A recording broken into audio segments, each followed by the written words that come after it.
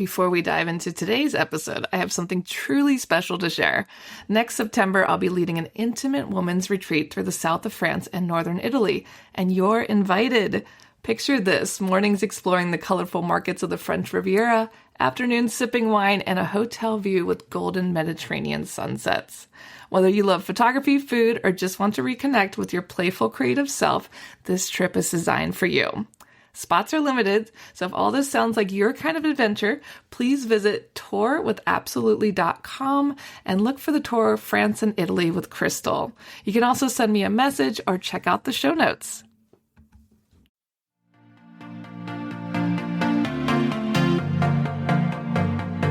Hey guys, my name's Crystal Kenny, and I'm in love with creating. All things artistic and imagination involved. I'm an American girl who chased her creative dreams all the way to Paris, France, making a living using photography.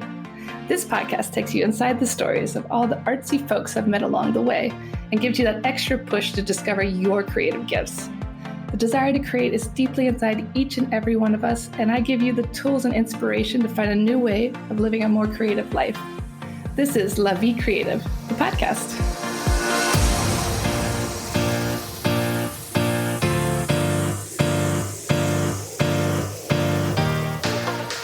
Today on the show, I interview Lauren Gardner.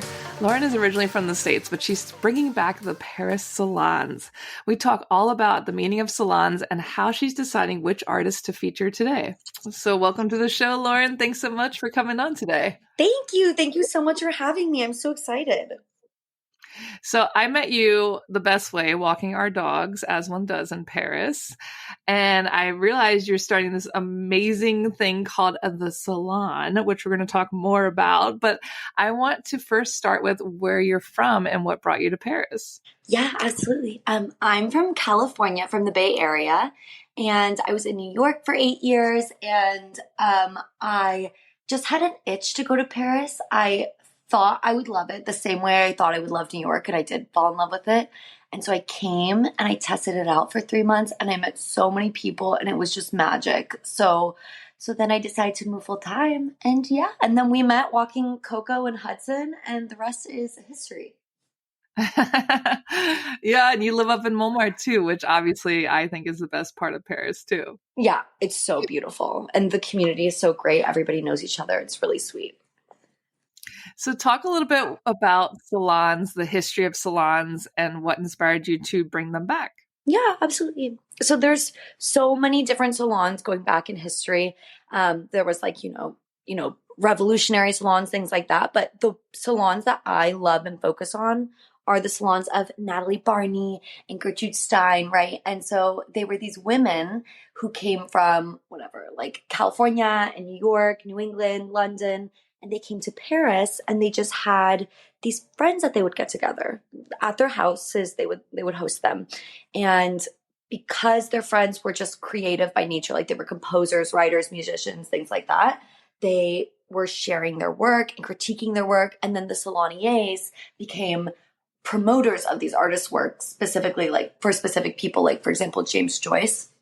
And because of their interest in them, they brought their careers to fruition. So they became famous. So when I heard that story, I had no idea that these women had such an influence on their careers. And also this idea of like friendship and sharing and critiquing for peers of the moment was so powerful to me. And I just realized that it was such an easy thing to do now. Like I have these friends now. So many people living in Paris and New York have these friends now. So they just needed a venue, a salonier, right? So that's a little bit about the history and why I started it and got so excited about it.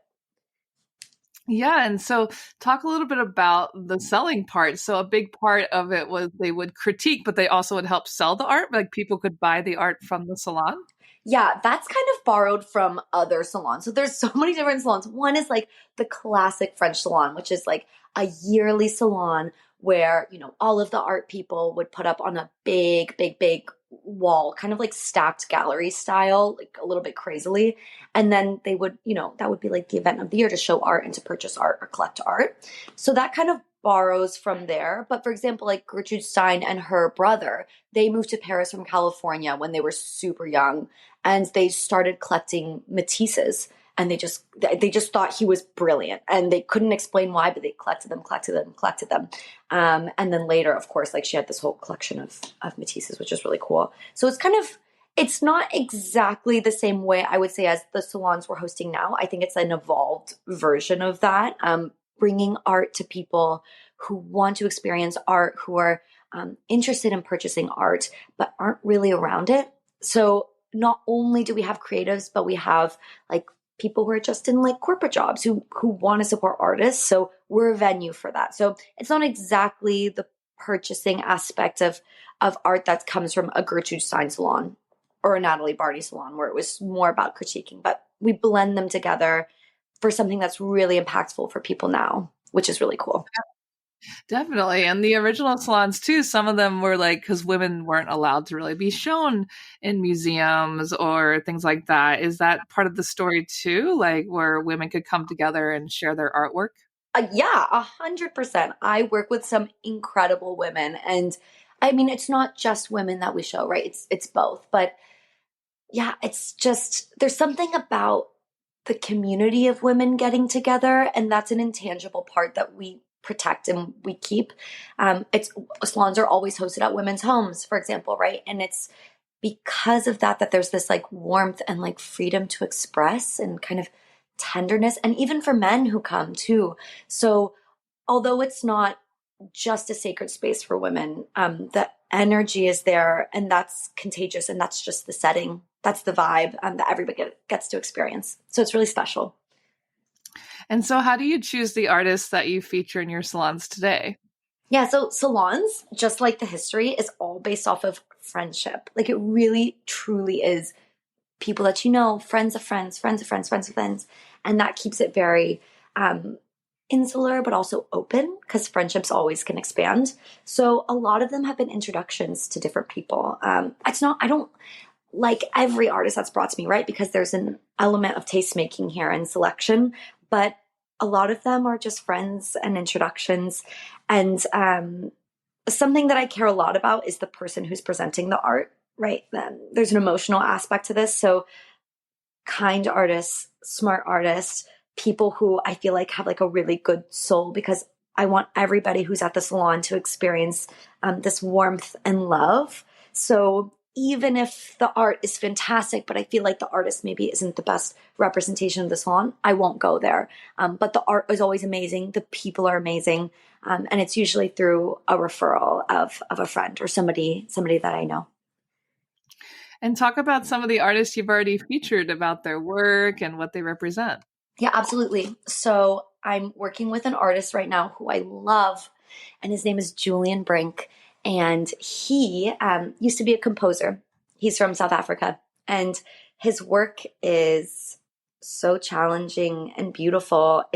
He's a little bit quiet and a little bit shy. But he's a wonderful person, and he paints about these dark places, like these dark subjects. They're like, I always call them like monster people in a way, but they're not. They have like chicken hands. They're like very textured, and or maybe there's like, a surrealist kind of like spooky setting with somebody, somebody weeping, or like bizarre eyes looking at you. All the settings are kind of strange and dark, but then he works through that darkness of the place he's in, and he has this beautiful color palette, like these gorgeous pastel colors, and he's meticulous with layers and layers and layers of care, of painting and brush strokes and these swirls and these textures. And it's just I have a writer who analyzes these artists and comes up with a text for them, and he summarized about Julian Brink that even though he comes from this dark place,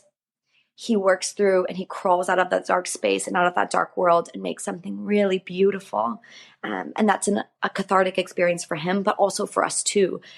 And we can resonate with that as well. So I think that story, and also his work, is just, it's fantastic. It's sort of nostalgic in the way that it looks familiar. Like there's so many historical references to it, like maybe a Van Gogh, right? Something like that, multiple people to reference, but also you've never seen anything like it. So it's just brilliant. It's like masterful, honestly. So it's somebody that I'm really excited about. I'm working with closely, and we're excited about the work he's going to do moving forward. So we just had a show with him in New York, and yeah, that's Julian. It sounds so beautiful. Like I can't wait to see that work. And there obviously are so many choices in Paris. And I love that it comes through like a friendship circle. Like that's such a great way to bring it all together.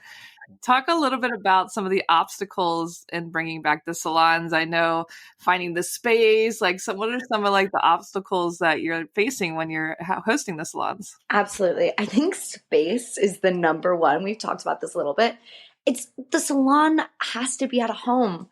This is the whole story, right? And there's a warmth there and a tenderness that we want to preserve. But with that said, that means we're always looking for matrons of the arts who will open their home as a salonier to co-host. And with that, right, there's neighbors. There is, making sure that if there's like roommates at the house, if it's like a townhouse or something, that everybody's on board. And even, one time we had to end the salon a little bit early in a dramatic but fabulous way because the, aristocratic neighbors next door weren't aware that there was going to be so many people in the house, whatever. It's kind of funny. And it makes for a good story. But yeah, space can be a huge challenge.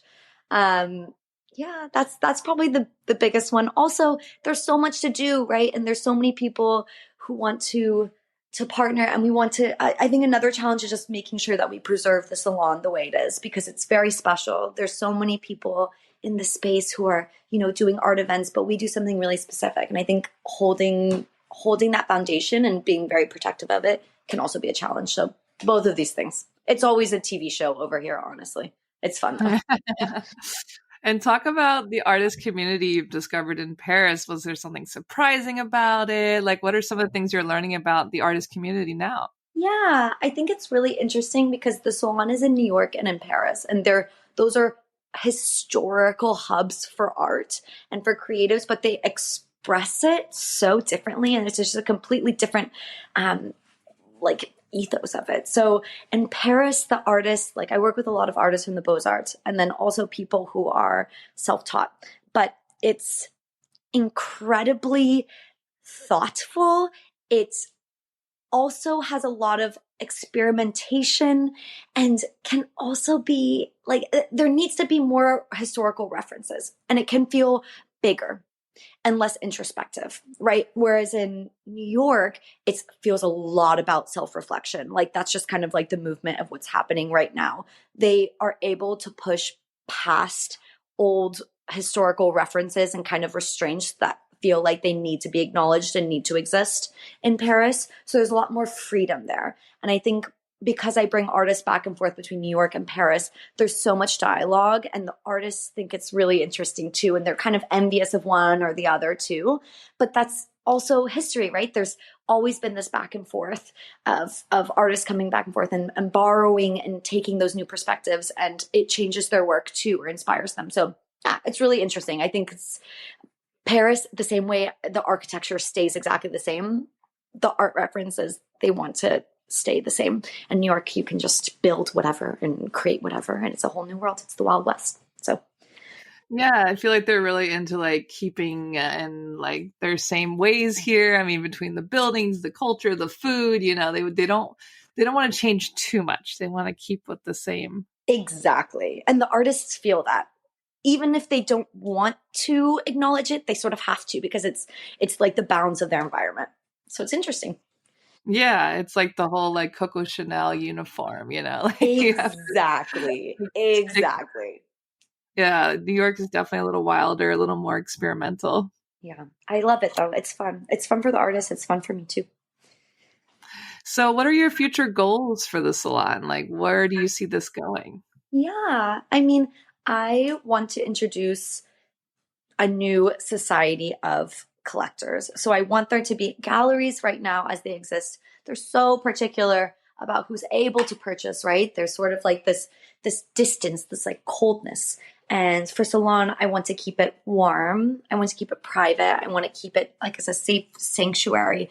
But also I want to introduce people who haven't had the chance or aren't exposed to or aren't in the group of this particular privacy of the gallery and welcome them to the salon. I also want to have two salon houses, one in New York and in Paris, so we can have artists live there and show their work and have it be like a proper salon house. And then just expanding, right? Expanding the salon maybe to some other countries, which would be really exciting, which I won't share here, but you can see on the Instagram. And yeah, so just growing steadily, supporting the artists. And I think we'll have a few that you will be seeing continually over the next year who will be our stars for 2025. So developing their careers, promoting them, and we'll make some Picassos over here. So that's the plan. I love that plan. And talk a little bit about why salons are important in today's world. Oh my gosh, they're so important. And I hear this from all of the guests who come. It's there's this thing that's missing here right now, which is this really true connection. Usually when I'm with people and I explain this, I always like hold their wrists and I say, it's this, which basically is just meaning a real authentic connection and presence and love with each other, right? And art bringing that in already creates this environment of vulnerability and just like introspection that brings people together. So there's a lot of clubs that are happening right now, right? Like in New York, they're popping up everywhere. In Paris, a little bit too, in these like events. But I think Salon satisfies something even deeper, which is connection and art with vetted, curated, wonderful, and interesting people. So it's definitely not for every single person, right? That's why there's a little bit of vetting, but everybody who joins, they work together, right? You were even talking about finding people who you were going to work with at the salon, right? This happens every time and everybody knows each other. So it's just, I'm really happy that I'm able to provide this space for people to connect. And then also with that, to build these relationships with the artists, right? And to like have them start to know their work, to follow their work, right? So there's just a beautiful blend of these two. I don't think anybody's doing it the way that I'm doing it. So I'm really excited and I'm so happy it's benefiting everybody and that they're getting so much out of it. It's really exciting. Yeah, definitely. It's such a great idea. And I know it's just going to keep growing and connecting. And that's what it's all about, is like people helping each other and being inspired. That's it. That's what it's all about. And we just need a place to get together, right? Yeah. Yeah, Anybody have space we can use with not angry neighbors? with not angry neighbors, where we can look at art and share with each other. And it's just that's what we want to do. That's what everybody wants. It's like it's the coolest thing. It's the coolest thing. And how has Paris changed and inspired you on a personal level? Paris is such a wonderful France. I always say France is a wonderful place because it's not just Paris, but I feel like when I left New York, I was so stressed, right? I was working so much and so on, and that hustle culture really exists. But I was ready to go to Paris and just honestly, the plan was just to draw and learn French. Like that was what I was planning on doing. And then the salon just kept evolving. But somebody told me Paris is like a cat. It's like you don't want to get too close because then she'll run away from you. But when she acknowledges you, like you're in, like you are, she's gonna purr, she's gonna love you, and you'll get so much out of it. So Paris has just, I don't know, it's made me more thoughtful. It's made me more, I don't know, like just able to enjoy a little bit more. But it's nice because then I go back to New York and I can feel that drive and that energy again. But it's so inspiring to me and it's a wonderful place to live. So yeah, it's really the friends that I have there, the conversations that I have, the pleasure, the enjoyment is just something that I really value. And I'm so happy I'm able to experience. I don't know if you feel like that. Oh yeah, definitely. I mean, it's definitely a place to learn how to rest, especially as being burnt out Americans. Yeah. Yeah. How do we calm down Yeah. and enjoy life? And that's so interesting about when you first moved here, you just wanted to like paint or draw and learn French. And so I guess just meeting the artists and things like that inspired you to bring back the salons. Yeah, absolutely. Yeah. And it was something that I could help do. Like I know how to help promote people. Like I know how to push careers, and that's what I'm hoping to do is to help them. So it's just taking my skill set and putting it into helping others at the same time. So yeah, that's how it all went down. And how would you define creativity in your own words? Oof. I think it's truth telling. That's something that I think a lot about. It's like creativity and creating art is really just is telling a truth. It's something, and that's when you see a work of art that like hits the nail on the head and you don't know why. Like Sarah Dixon, one of my favorite artists that I work with, she painted this painting, and it's called, it's the ocean because it smells like the sea. And it's what was the favorite piece at the show we did at Crab and LVMH's place in Paris for Art Week. And it was the favorite. And I asked her about it and she said, yeah, I thought I was going to do more. And I just knew it was done. Like she had hit the note. And it's this truth. It's this like finality. And I think being creative or creativity is just expressing something true, like true in humanity, true in all of us that we just understand and recognize. But whether that's writing, right? Writing poetry just for fun, or like sketching, whatever, like that's truth telling about us, which is usually universal to everybody, even if we think it's just our own perspective. I don't know how you feel. Like, how would you define creativity? Yeah, definitely. It's a question I ask all of my guests just because I think it's fascinating. And I think creativity can be different for everybody and meaningful to people in different ways. So I really like that truth telling. It's super fun. And definitely it's like, that's relatable, I think, for most artists. We're just speaking our truth. Yeah. And what advice do you have for creatives who are searching for their next project or maybe feeling like they've lost some creativity? What advice would you give them to kind of wake up again? I love this question. It's so important. Is to live and to be around people, right? Like we die in isolation, we thrive in community. So sometimes it's like you're in a rut and you don't know what to do, or you feel like you're trying so hard, you're applying to jobs, you're sending in your portfolio to galleries, applications, whatever it might be.